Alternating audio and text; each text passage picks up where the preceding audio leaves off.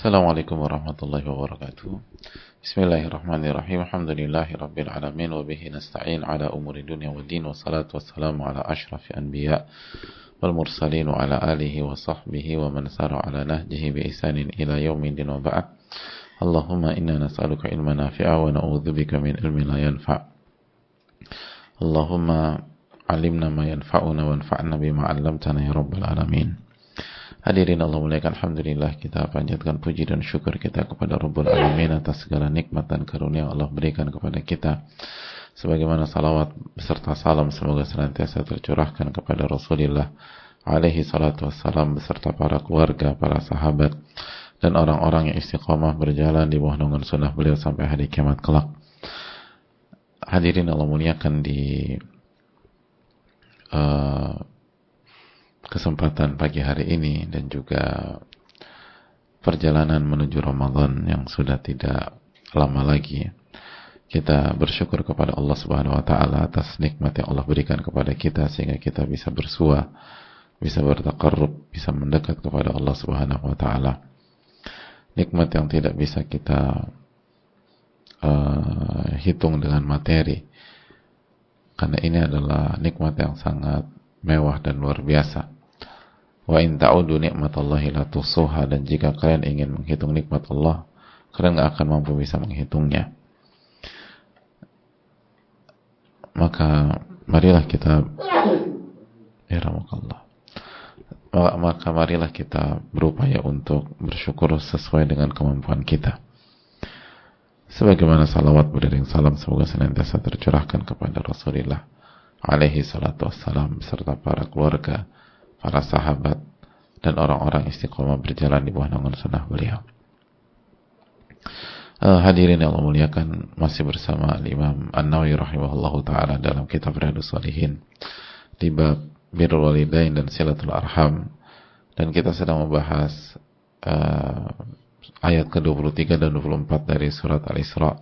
Wa qadha rabbuka alla ta'budu illa iyyah wa bil walidaini ihsana imma yablughanna 'indakal kibara ahaduhuma aw kilahuma fala taqul lahumā uff wa la tanharhumā wa qul lahumā qawlan karīmā wakhfid lahumā janāha adh-dhulli minar rahmah wa qur rabbirhamhumā kamā rabbayani shaghīrā. Hadirin Allah muliakan, dan kita sedang membahas doa wa qur rabbirhamhumā kamā rabbayani shaghīrā.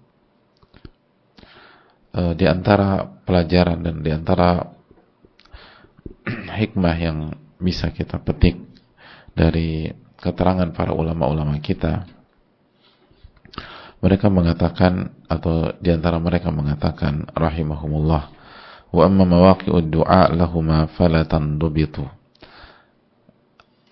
Mereka membahas tentang waktu mendoakan orang tua.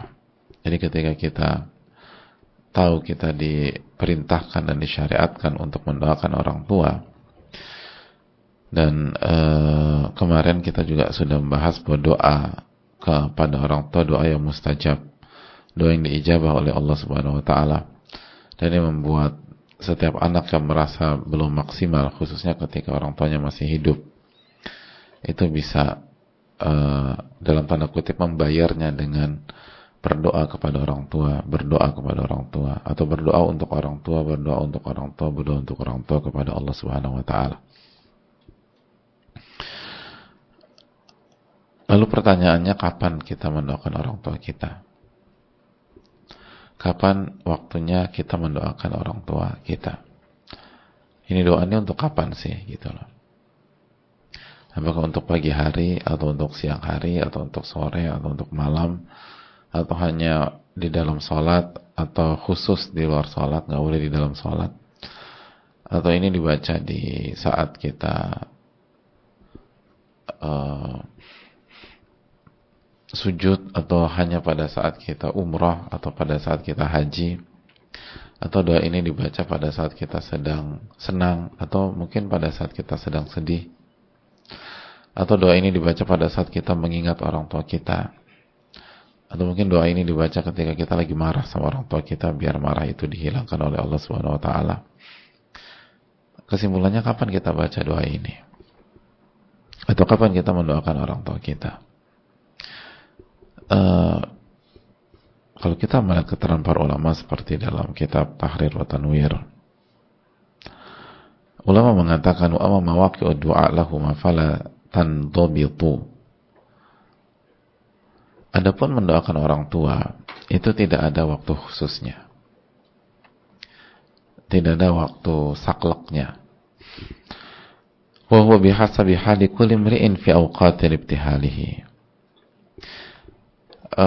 Itu tergantung kondisi setiap orang, sesuai waktu dia beribadah dan dia bertakarub kepada Allah Subhanahu wa taala. Jadi tidak ada waktu khusus, tidak ada waktu yang diharuskan. Tapi ini kembali kepada kondisi kita masing-masing. Setiap orang berbeda. Makanya diriwayatkan bahwa Sufyan bin Uyainah, salah satu ulama klasik besar, ulama klasik yang tidak diragukan lagi, beliau menyampaikan, "Idza da'a lahuma fi kulli tasyahhudin faqad imtathal." Apabila seorang anak mendoakan orang tuanya di setiap tasyahud, tasyahud tahu ya, tasyahud ketika tasyahud terakhir ketika sholat. Karena kan kita tahu bahwa salah satu waktu yang dianjurkan adalah ketika tasyahud akhir sebelum salam. Ketika tasyahud, maka dia telah mengamalkan ayat ini. Dia telah mengamalkan ayat ini. Jadi sekali lagi, apabila seorang anak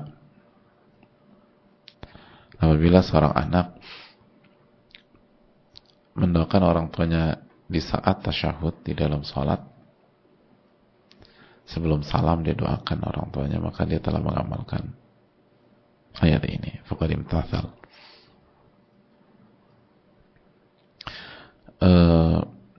Sosok yang Sufyan bin Uyainah, hadirin sekalian, sosok yang luar biasa. Di antara mengambil ilmu dari beliau siapa? Sufyan bin Uyainah. Al-Imam Asy-Syafi'i rahimahullah. Al-Imam Asy-Syafi'i rahimahullah.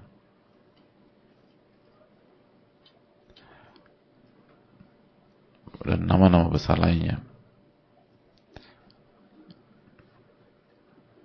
Al-Imam Ahmad juga. Ali bin Madini, Al-Humaydi, nama-nama besar. Yahya bin Ma'in, rahimahullah ta'ala.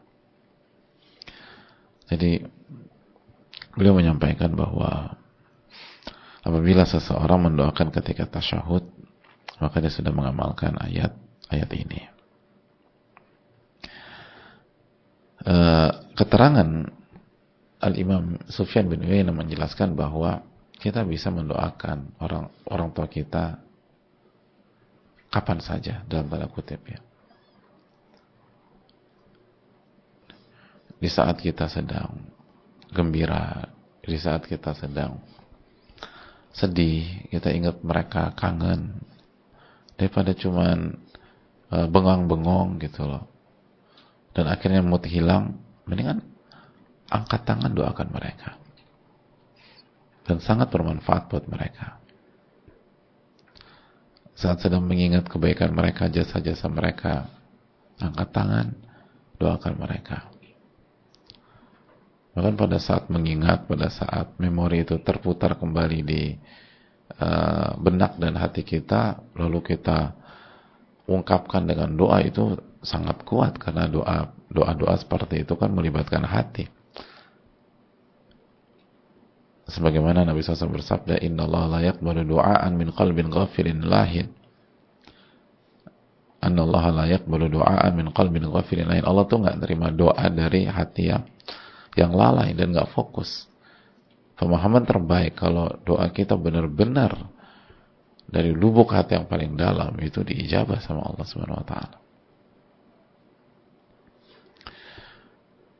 Jadi ini kesempatan bagi kita, doakan orang tua. Dan sekali lagi, jangan nunggu orang tua kita meninggal dunia dulu. Doakan orang tua kita ketika mereka masih hidup. Kan mereka butuh rahmat Allah. Siapa di antara kita nggak butuh rahmat Allah? Siapa di antara kita nggak butuh kasih sayang dari Allah? Siapa kita punya masalah? Walaupun banyak dari kita orang tuanya nggak pernah cerita masalah orang tua. Dan begitulah kebiasaan banyak orang tua. Mereka nggak pernah cerita kepada anak-anaknya. Banyak orang tua ketika sakit nggak cerita sama anak.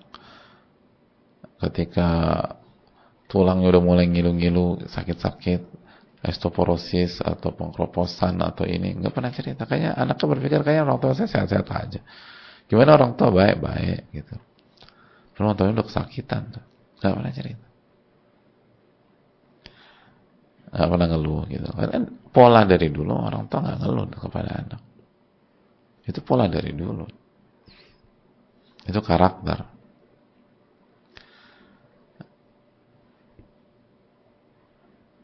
Jadi hadirin Allah muliakan. Jangan berpikir semua baik-baik saja atau semua sehat-sehat saja. Maka terus dampingi orang tua kita dengan doa-doa kita. Apalagi sekali lagi Allah Maha Baik. Allah nggak membatasi waktu tertentu. Kapanpun Anda ingin doa, Anda bisa doa. Lagi dalam kondisi santai, dari kondisi serius, atau lagi di perjalanan, lagi di kantor, nggak harus tunggu di masjid. Nggak harus tunggu di masjid. Habis telepon-teleponan sama orang tua, telepon ditutup, angkat tangan doa sama Allah.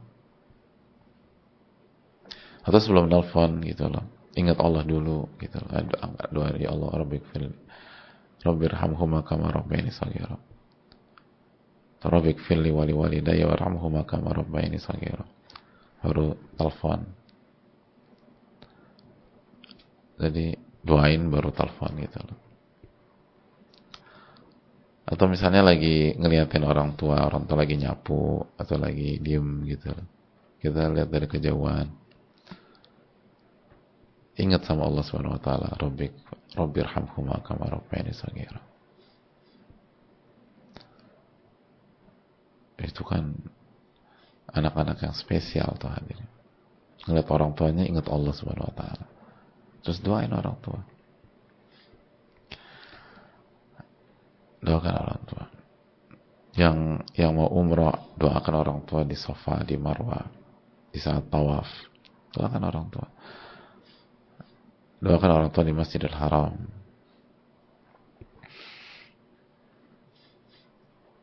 Teman-teman atau hadirin yang rencana haji tahun ini, itu siap tuh nanti. Doakan orang tua di Arafah pada saat wukuf. Doakan orang pada wukuf.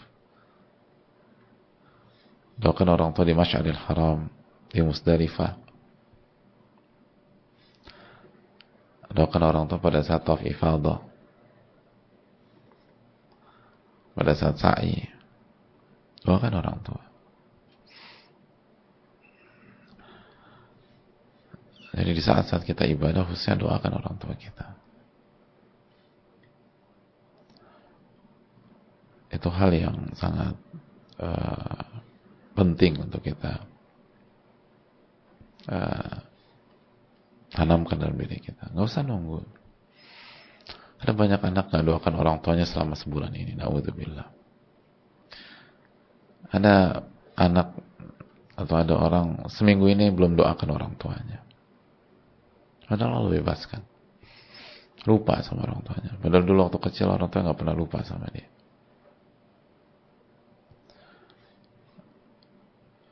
Waktu kita kecil orang tua kita nggak pernah lupa sama kita.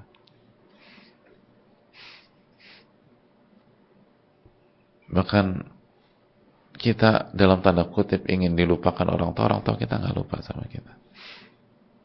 Ada nggak di antara kita dulu waktu sekolah risih ketika dijemput orang tua di sekolah? Gitu. Risih. Karena sok-sok so dewasa. So dewasa nggak pada tempatnya. Harusnya orang mah senang dijemput orang tua, dia enggak. Karena mungkin diceng-cengin atau dibully sama teman-temannya, anak mama, anak mama. Ya kalau bukan anak mama, siapa? Masa anak pungut kan nggak cocok juga. Kadang-kadang kita tuh nggak jelas gitu loh. Dipikir kalau jemput orang tua itu tanda nggak dewasa. Padahal dewasa itu akil balik atau balik gitu. Ada keterangannya dalam ilmu fikih. Nggak ada hubungannya. Nggak ada ulama mengatakan kalau jemput orang tua Anda nggak jadi dewasa, tuh nggak ada. Jadi memang kita belum dewasa kok. Orang belum ada tanda-tanda. Dan kesel gitu loh. Ada nggak di antara kita ketika mau dijemput orang tuanya, oke boleh jemput aku, tapi jangan di depan sekolah ya, gitu loh. Suruh nunggu di radius 100 meter, 200 meter dari pintu gerbang gitu loh. Terus jalan ke mobil bubaran dari teman segeng. Quote and quote, kita ingin dilupakan, tapi orang tua kita nggak lupa. Dan tetap aja dijemput. Dan tetap aja berhentinya di depan gerbang misalnya. Ngapain sih jemput-jemput aku kayak anak kecil aja? Ya emang kamu anak kecil. Gitu. Kok kayak anak kecil? Emang kamu masih kecil.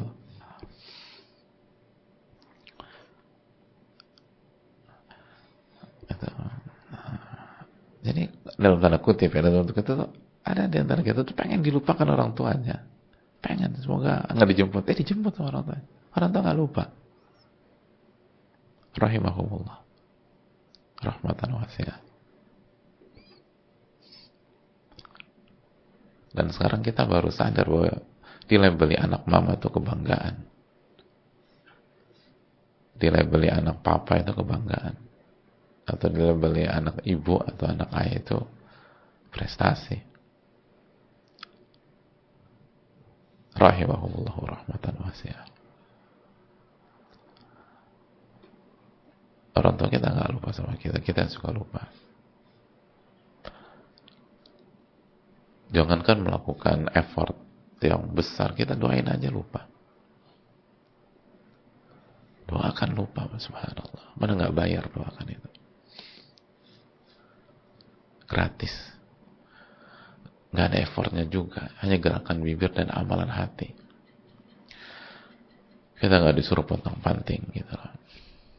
Banyak di antara kita orang tua kita lembur buat memperjuangkan sekolah kita untuk bayar SPP biar bisa sekolah atau sekolah di sekolah yang berkualitas, tapi memang agak mahal. Orang tua kita nggak mau kita hanya sekedar sekolah. Ada sebagian orang tua kita nggak mau kita hanya sekedar makan, dipilihin makanan yang bergizi, tapi kosnya besar. Makanya lembur, kerja, cari tambahan, cari side job, coba ini, jualan ini, biar kita bisa sekolah, biar kita bisa kuliah. Dipasarin tuh sawahnya, minta ada yang beli, nggak dapat di harga normal, diturunin harga sawahnya, biar segera cepat laku karena anaknya mau kuliah. So, orang tua kita nggak lupa sama kita, dan kita lupa sama mereka. Doakan aja kita jarang. Doakan aja butuh interval yang panjang. Dan orang tua kita nggak pernah lupakan kita. Kita yang lupa sama mereka.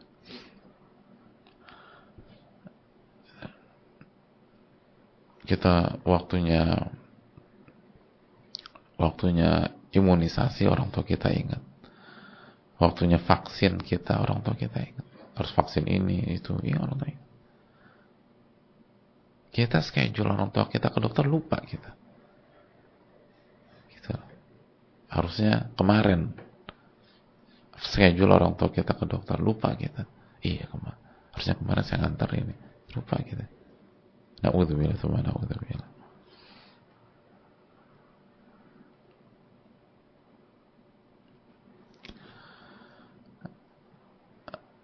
Rahimahullah rahmatan wasi'ah. Ini kesempatan lah hadirin sekalian.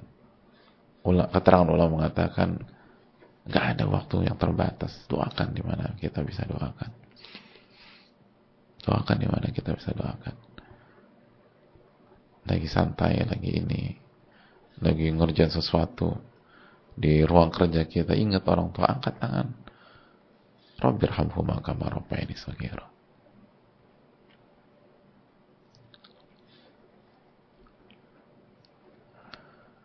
Jangan sampai lupa.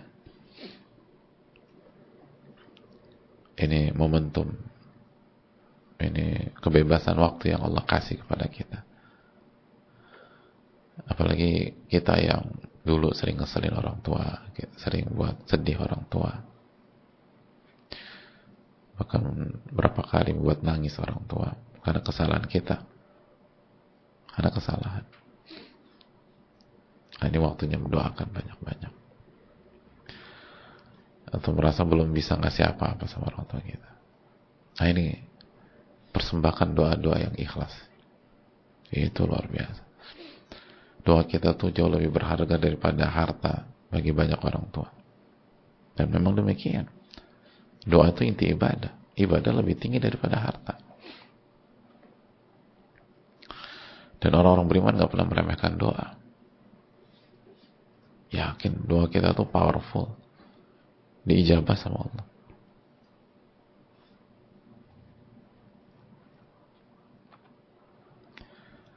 Saya minta lah sama Allah Subhanahu wa Ta'ala, dan semoga Allah memberikan taufik kepada kita.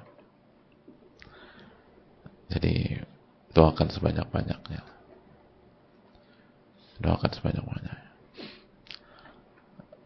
Atau lagi ngobrol sama teman, gimana bokap baik? Alhamdulillah baik.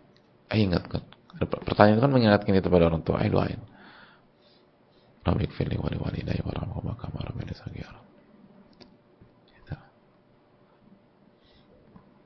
Gimana ibu, gimana kabar? Alhamdulillah ibu membaik. Ingat ibu. Rabbik fili wali walidayya warhamhuma kama rabbayani shaghira. Atau rabbirhamhuma kama rabbayani shaghira. Allah Ta'ala alam. Kita buka sesi tanya jawab. Wassalamualaikum warahmatullahi wabarakatuh. Assalamualaikum warahmatullahi wabarakatuh.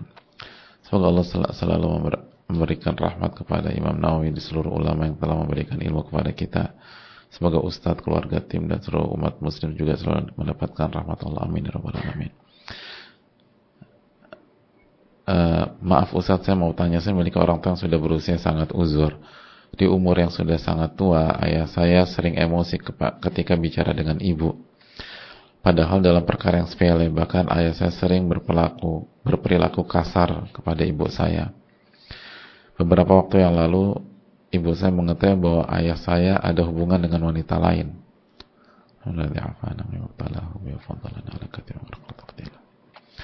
Ibu saya tahu ada chat yang ada di handphone ayah, tapi ketika ditanya ayah saya selalu mengelak dan mengatakan tidak ada apa-apa. Namun perilaku ayah saya masih sering membuat curiga ibu saya. Ketika pergi keluar rumah dan ibu saya bertanya dari mana, selalu menjawab berputar-putar seperti ada sesuatu yang disembunyikan.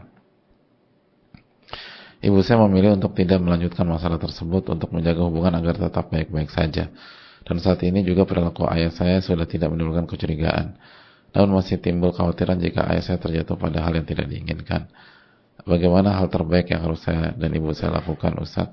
Dan bagaimana cara yang baik untuk menasihati ayah saya? Karena beliau sangat sulit dinasihati dan sering marah ketika dinasihati atau bila ada sesuatu yang tidak sesuai atas kehendak beliau. Terima kasih Ustaz. Barakallahu fikum. Hadirin Allah muliakan. Yang pertama, minta tolong sama Allah. Dan salah satunya doakan orang tua kita, ayah kita dan ibu kita dengan doa ini. Karena bentuk rahmat Allah Subhanahu wa taala, orang tuh jadi lebih tenang, nggak kasar, dan apalagi nggak bermaksiat. Jadi doakan, terus doakan. Mungkin kita kurang mendoakan mereka. Doakan terus. Terus yang berikutnya, kalau belum bisa menyampaikan secara langsung, coba ajak secara tidak langsung, dalam arti jaga atau ajak orang tua beribadah, karena beribadah itu menjaga perilaku seseorang. Kenapa seseorang jatuh kepada maksiat? Karena imannya lemah atau imannya sedang agak lemah karena maksiat sebelumnya, kan gitu ya. Nah, gimana biar kuat untuk menghadapi maksiat yang ada di depan mata? Imannya dikuatkan. Nah, imannya dikuatkan dengan cara apa?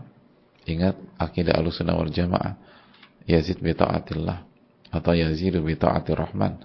Iman itu bertambah dengan ketaatan kepada Allah. Jadi bisa jadi kita nggak direct untuk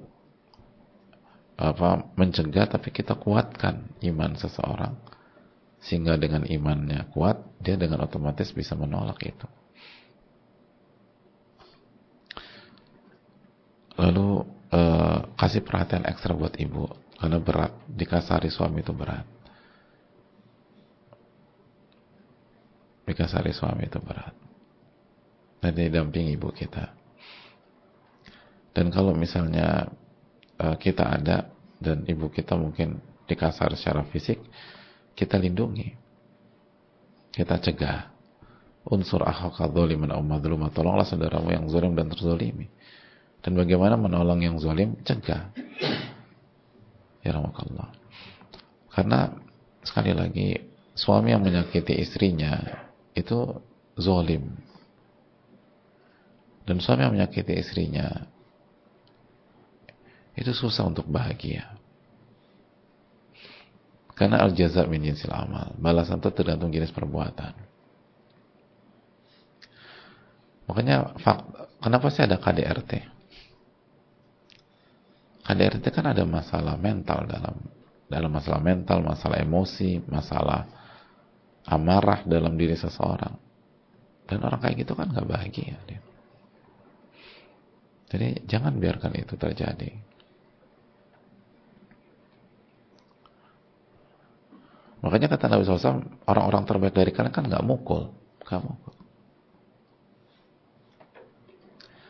Karena orang terbaik itu tenang gitu. Dan bisa mengontrol. Dan itulah orang-orang bahagia. Dan ajak belajar agama, ajak ngaji gitu. Sampaikan kajian, tapi jangan kayak kesannya diserang.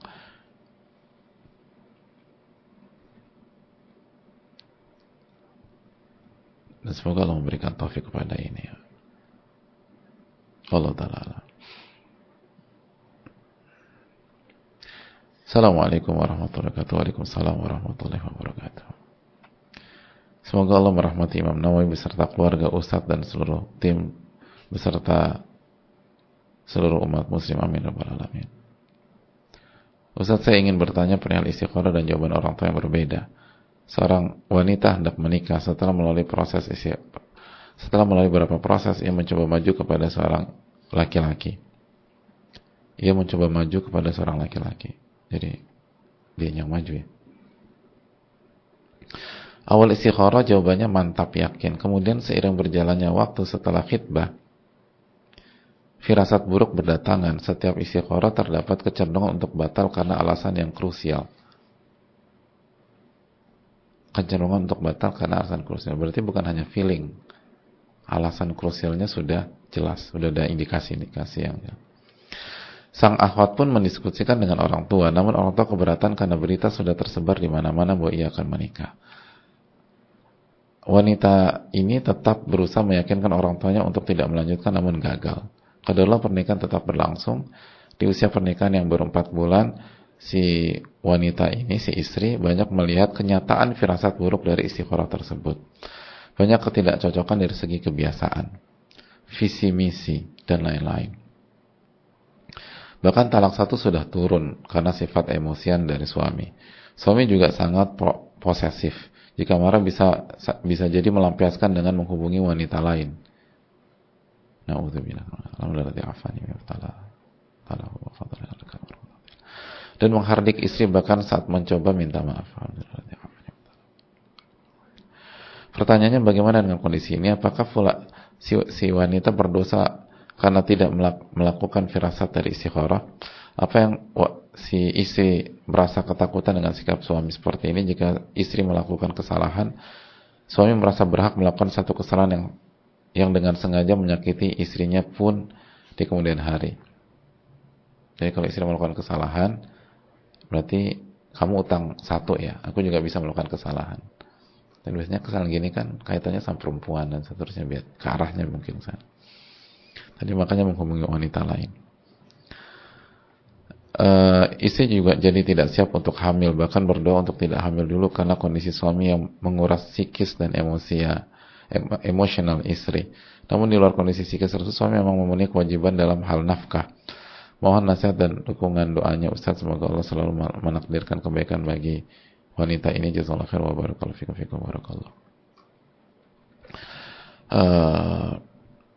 Sekali lagi harus dinilai dari dua sisi sebagaimana yang kita jelaskan atau yang suka kita jelaskan. Yang pertama,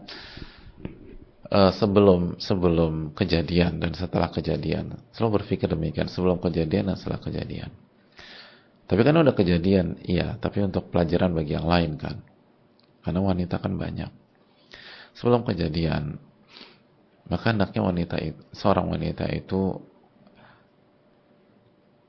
berusaha untuk tahu gitu, dengan siapa dia berhadapan, siapa yang dia atau siapa sosok laki-laki yang akan menerima dirinya secara utuh, dirinya. Siapa laki-laki yang dia akan tambatkan sosok itu ke dalam hatinya. Lalu ia serahkan dirinya kepada laki-laki tersebut untuk dipimpin, untuk dibina, untuk diarahkan, untuk dituntun menuju surga Allah Subhanahu wa taala. Apalagi kalau pakai bahasa penanya kan maju ke laki-laki ya. Jadi ada, bukan menerima tapi maju. Harusnya wanita yang seperti ini benar-benar udah mengerti siapa dia. Nah, arah pertanyaan ini kan, ini wanita nggak tahu secara baik. Buktinya setelah menikah ada perbedaan dalam masalah apa? Visi misi. Kalau ada perbedaan dalam masalah-masalah detail atau masalah-masalah yang memang baru tersingkap, memang nggak bisa tersingkap sebelum pernikahan, itu wajar. Tapi kalau visi misi atau beberapa hal yang sangat fundamental, itu hendaknya diketahui sebelum pernikahan. Sebelum pernikahan. Karena yang diserahkan seorang wanita itu kehormatannya, hal yang paling berharga dalam hidupnya setelah iman, dan menyangkut masa depannya di dunia dan di akhirat. Dan ini berkaitan dengan imannya juga, karena pernikahan itu setengah dari agama. Jadi ini kan berkaitan dengan kualitas iman kita ke depan, pencapaian iman kita ke depan, dan bagaimana kualitas kita di hadapan Allah Tabaraka wa Ta'ala. Itu harus cek benar-benar. Dan ketika ada istikharah demikian, artinya firasat itu bukan dalil ya. Firasat itu bukan dalil. Namun firasat itu adalah kemampuan yang Allah kasih kepada orang-orang yang punya iman yang kuat, punya ketakwaan yang baik gitu. Dan itu salah satu akidah Ahlussunnah wal Jamaah, dan dijelaskan cukup panjang oleh cukup komprehensif oleh Al-Allamah Ibnul Qayyim dalam Madarijus Salikin. Dan itulah yang Allah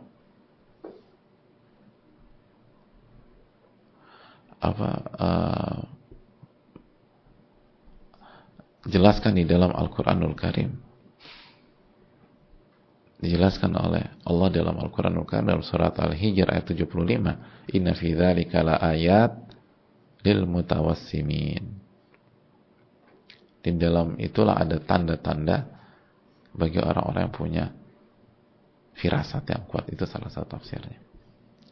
Jadi firasat adalah kemampuan yang Allah kasih kepada orang-orang yang bertakwa. Artinya gini, nggak semua orang begitu dapat firasat berarti benar atau merasa. Nggak setiap orang ketika merasa, garis bawah yang merasa dapat firasat itu benar-benar dari Allah dan tepat. Bisa jadi itu was-was syaitan. Apalagi kalau kita bukan orang yang bertakwa atau ketakwaan kita masih bermasalah. Apalagi kita nggak tahu ilmunya, gitu loh. Beda dengan para ulama. Ulama tuh ilmunya tahu, takwanya luar biasa. Maka ketika mereka punya firasat, yang pertama kali mereka lakukan apa? Mereka kan cocokkan dulu dengan ilmunya. Oh, firasat saya berjalan paralel nih dengan ilmu saya. Ditambah ketakwaannya kuat, makanya mereka menggunakan itu. Dan seringkali kita tuh, atau sebagian orang firasatnya bertentangan dengan ilmu sebenarnya. Lalu diamalkan dengan dalih, ini firasat saya. Mas, mbak, ini jelas-jelas haram. Mau itu firasat mas kayak mau firasat mbak, ini haram, nggak boleh.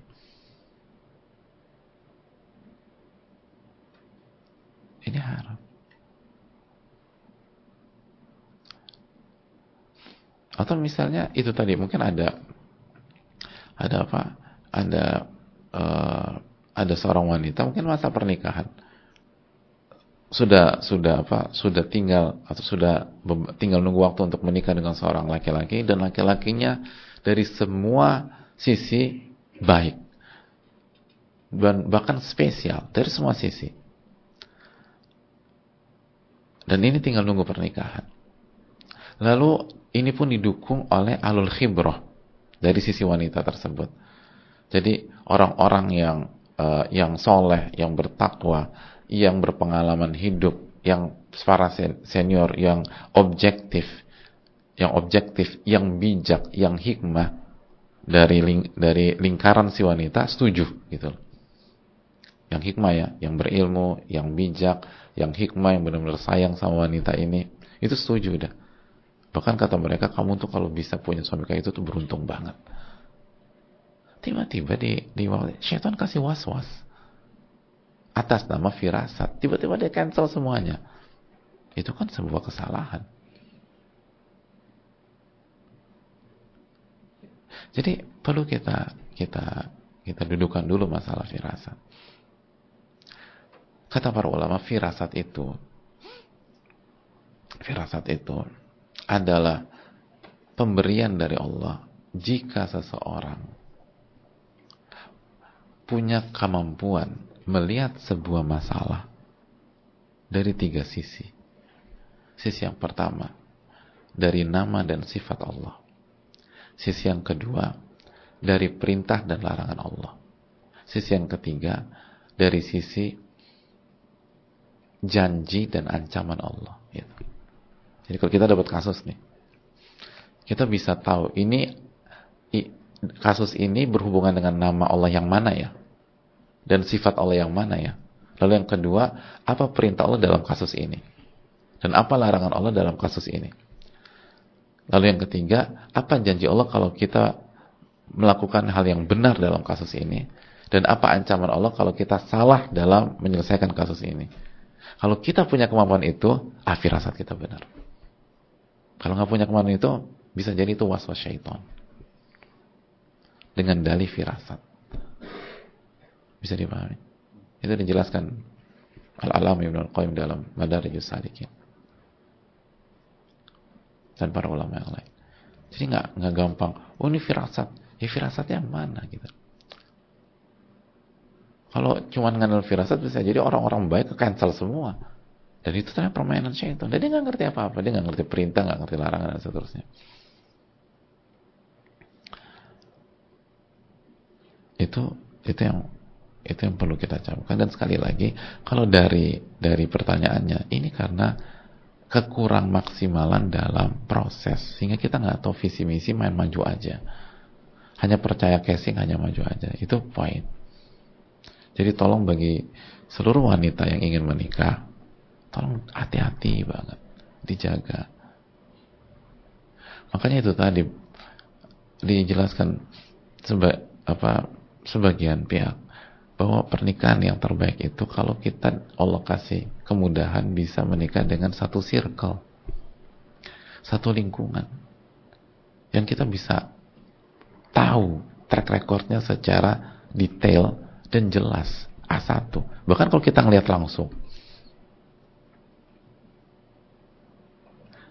selama ini artinya bukan lihat langsung, artinya bukan masuk ke fitnah ya, enggak, kita tahu aja. Ya kayak Nabi SAW dan Khadijah, itu kan bisa dikatakan satu RT itu, dan punya hubungan bisnis sebelumnya, dan nggak fitnah kok, punya hubungan bisnis. Dan dengan punya hubungan bisnis itu kan orang bisa nilai satu dengan yang lain secara langsung, nggak katanya. Nah baru Khadijah maju, itu yang tepat. Karena Khadijah udah pastikan, saya berinteraksi langsung dengan beliau secara halal dan amanat, baik, terpercaya, jenius, takut sama Allah dan seterusnya. Ya udah, baru seorang wanita yang matang itu memajukan dirinya. Adapun kalau masih katanya segala macam, hati-hati.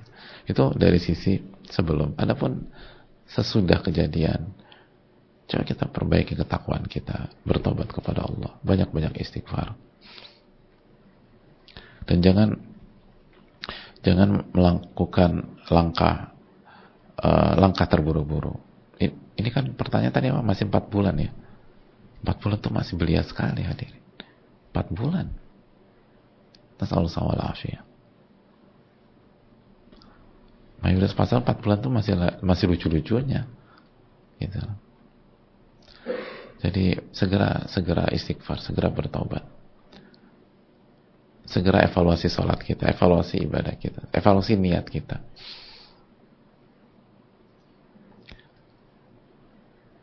Dan itu poin.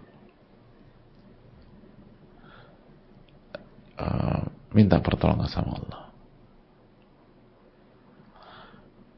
Lalu terakhir buat para wali ini pelajaran. Jangan melangsungkan hal yang sangat besar itu hanya gara-gara nggak enak sama orang. Itu kan. Ini anak udah minta tolong batalkan, nggak dikasih karena undangan sudah tersebar. Hadirin, lebih baik gagal di H-1 daripada gagal H+1. Itu kaidah. Lebih baik gagal di H-1 daripada gagal H+1. Dan ini berarti kan kita melangkah karena omongan orang, bukan karena ketakwaan. Padahal masalah pernikahan yang dipuji oleh Allah Subhanahu wa taala yang apa? Man nakaha lillah, yang menikah karena Allah Subhanahu wa taala. Semoga Allah ampuni kita dan semoga Allah memberikan pertolongan kepada penanya. Saya rasa cukup sampai di sini. Subhanakallahumma wa bihamdika, la ilaha illa anta, astaghfiruka wa atubu ilaik. Assalamualaikum warahmatullahi wabarakatuh.